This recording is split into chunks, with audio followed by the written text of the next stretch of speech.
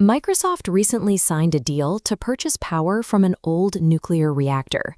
They are helping reopen the facility to feed their massive new data centers. The reactor they are reviving sits right next to the site of the 1979 Three Mile Island meltdown, the worst nuclear accident in U.S. history. We tend to think of software as something invisible, living purely in the cloud. So how did a string of code become demanding enough to bring an abandoned nuclear facility back from the dead? Operating these systems at a global scale requires a massive tangible infrastructure. To keep running, AI depends on three physical elements: a spark, fuel, and an immense amount of power. In 1950, Alan Turing published a paper proposing the idea of thinking machines, computers that might one day reason the way humans do. For decades after the term artificial intelligence was coined, progress was slow. The technology was mostly confined to university labs and massive room-sized mainframes. This graph maps AI capability over time. You see a flat stretch of academic theory until the 2020s, when the line goes vertical. That spike is the AI spring, driven by breakthroughs like AlphaFold solving biological structures and ChatGPT hitting 100 million users. AI has left the theoretical realm. It is an active global industry, and keeping it running at this scale demands vast amounts of physical resources. Large language models, the systems behind modern chatbots, do not actually possess independent thought. This diagram shows how a large language model architecture actually works. It ingests massive clusters of text and data to map out relationships between words, allowing it to predict what the next word in a sentence should be. But to make accurate predictions, those models consume oceans of human data. Tech companies scraped the internet, absorbing millions of copyrighted works without asking or paying creators. Those creators are now fighting back in court. The New York Times sued over the unauthorized ingestion of its journalism, and major record labels brought lawsuits against AI music generators like Udio and Suno for copying their catalogs. The current boom relies on a massive extraction of intellectual property. The fuel for these algorithms is human creativity, taken for free. The extraction goes beyond text and music. These systems are capable of replicating personal human identity.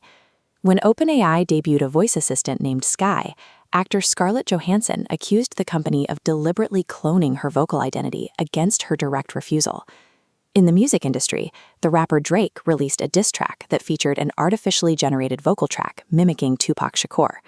Shakur's estate immediately threatened legal action, arguing the track violated his personality rights.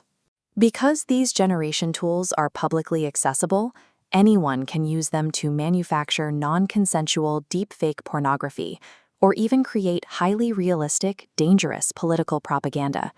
In early 2024, voters received robocalls featuring an AI-generated clone of President Joe Biden's voice, specifically designed to manipulate an upcoming election. By scraping likeness and voice, these tools erode our foundational trust in digital media. The distinction between a human performance and a synthetic clone is becoming increasingly difficult to find. Processing the trillions of data parameters used to train these models requires specialized hardware operating at maximum capacity around the clock. Generative AI models live in massive data centers, and the servers inside them pull an extraordinary amount of electricity from the grid. That sudden, immense energy demand is forcing utilities to keep heavily polluting coal and fossil fuel plants operational well past their planned retirement dates. Between 2019 and 2024, Google's greenhouse gas emissions climbed by nearly 50%, a surge driven largely by the energy consumption of their AI infrastructure. The tech industry has spent years making highly publicized commitments to reach net zero emissions, but the physical reality of building AI is actively damaging the climate. This strain on the power grid and human data is concentrated in the hands of a few dominant tech companies. This chart compares tech market capitalizations. NVIDIA's valuation exploded to $5 trillion, driven by chips needed to train AI. While hardware suppliers break records, software applications struggle. MIT research shows 95% of AI projects are unprofitable. With corporate investments exceeding $60 billion and revenue lagging far behind, economists are watching for signs of a massive, debt-fueled financial bubble. Artificial intelligence is brilliant engineering, but right now it operates like a digital gold rush. We must decide if the promise of a hyper-productive future is worth the very real costs to our climate, our electrical grid, and our intellectual property.